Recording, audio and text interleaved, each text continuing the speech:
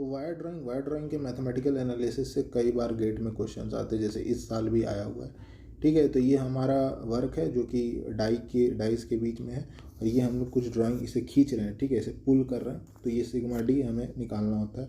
तो इसका फॉर्मूला ये है 2k डैश, और 2k dash he sigma not होता है। ठीक है, और सिग्मा नॉट हमें क्वेश्चन में दिया रहेगा 1 + b/b 1 - RF/RI का पावर 2b सिग्मा बी क्या है, बैक पुल। ठीक है, RF/RI का पावर 2b। ठीक है, अगर बैक पुल मेरा 0 है तो ये फॉर्मूला रिड्यूस होकर के ये आ जाता है। ठीक है, अब देखो b का जो वैल्यू है वो न्यू टाइम्स कॉट अल्फा है। ठीक है, अगर मान लो इसमें ये केस कई बार पूछा जाता है। ठीक है, अगर मान लेते हैं कि कोफिशिएंट ऑफ फ्रिक्शन जो है वो 0 है। ठीक है, और बैक पुल भी नहीं है, तो ये जो फॉर्मूला आ जाता है मेरा sigma D = 2 sigma not ln RI/RF। ठीक है, और ये RI/RF को हम लोग AI/AF भी लिख सकते हैं कि πRI² πRF² करके AI/AF आ जाएगा।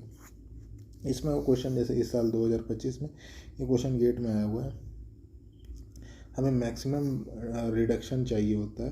तो मैक्सिमम रिडक्शन के केस में, और आइडियल केस था, मतलब सिग्मा डी ये वाला ये केस था। ठीक है, फ्रिक्शन भी 0 है, बैक पुल भी 0 है। इस केस के लिए मैक्सिमम कितना रिडक्शन, तो मैक्सिमम रिडक्शन किस केस में होगा, जब सिग्मा डी जो है सिग्मा नॉट के बराबर हो जाएगा।